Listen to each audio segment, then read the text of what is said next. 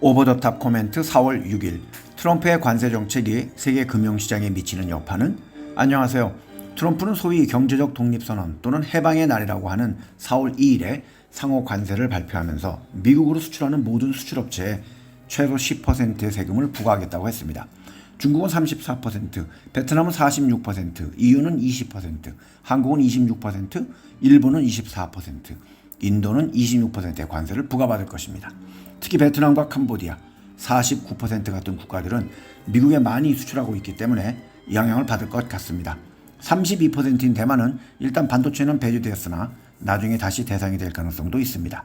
그런데 이들의 GDP 중에 미국 수출이 차지하는 비율을 본다면 조금 더 심각해질 수 있는 국가들이 있습니다. 베트남은 29%, 캄보디아는 27%를 차지하고 있습니다.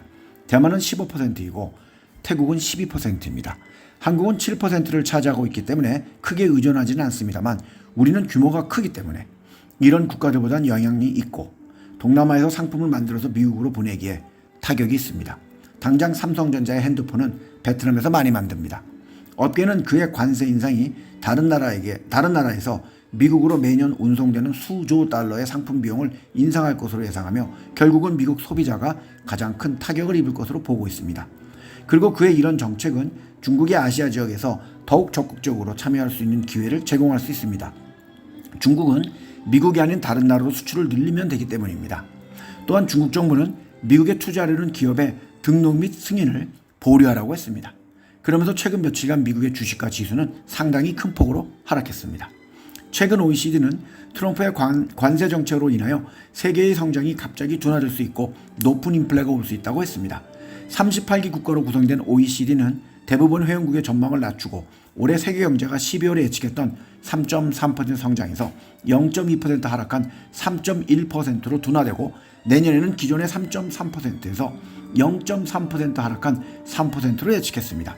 특히 캐나다의 성장률은 0.7%로 12월에 예측한 2.0%보다 많이 내렸고 멕시코 또한 1.3% 하락으로 봤고 미국의 성장률은 0.2% 하락한 2.2%로 봤고 내년엔 1.6%로 보고 있습니다. 이것은 2020년 코로나19의 여파를 제외하고 대공황 이후 가장 약한 수치입니다.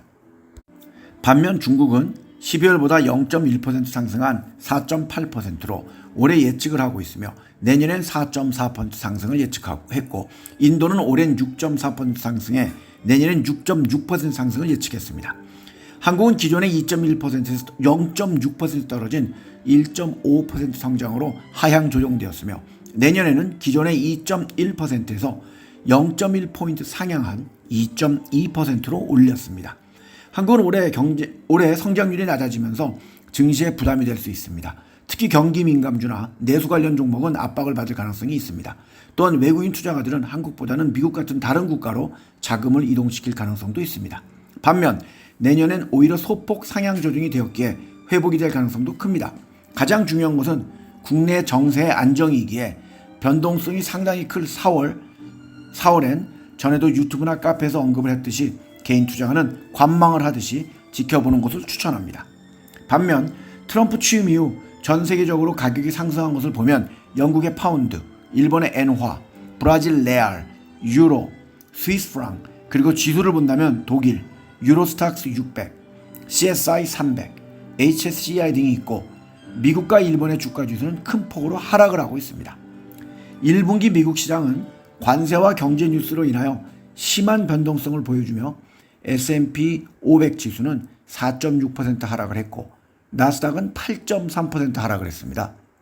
그리고 S&P 500 지수는 이번 주에만 9% 하락을 했습니다. UBS는 연말에 S&P 500 지수의 목표를 기존의 6,400에서 5,800으로 내렸습니다. 골드만삭스도 이번 달에 두 번째로 목표치를 5,700으로 내렸습니다. 금요일 종가는 5,074.08로 끝났습니다. 같은 기간 미국에서는 230개 이상의 ETF가 발행이 되었고 이것은 2015년 이후 기록적인 1분기 수치입니다. 작년 1분기엔 174개의 ETF가 발행이 되었고 총 700개 이상이 발행이 되었습니다.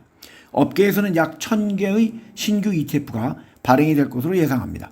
그렇다면 개인 투자자들도 앞으로 투자를 할 때는 제가 늘 추천하듯이 ETF와 비슷한 방식의 포트폴리오를 짜거나 또는 원하는 테마에 기존에 발행된 ETF에 투자하는 것이 좋습니다. 단 이미 유튜브나 네이버 카페에서 눈이 말해왔던 2차 전지가 좋다고 개나 소나 다 편입을 시킨 ETF에는 들어가지 말아야 합니다. 당장 이익이 안 나오는 실현이 불가능한 테마의 ETF나 주식들에도 들어가면 안 됩니다. 개인들도 충분히 본인들이 좋아하는 테마나 주식들을 비중을 갖게 하거나 차등을 두어서 포트폴리오를 짜서 ETF식으로 투자를 하는 것이 가능합니다. 괜히 이상한 구조나 종목에 레버리지를 하는 투자보다는 안정적인 투자의 실적도 좋을 것으로 생각합니다. 성투하세요.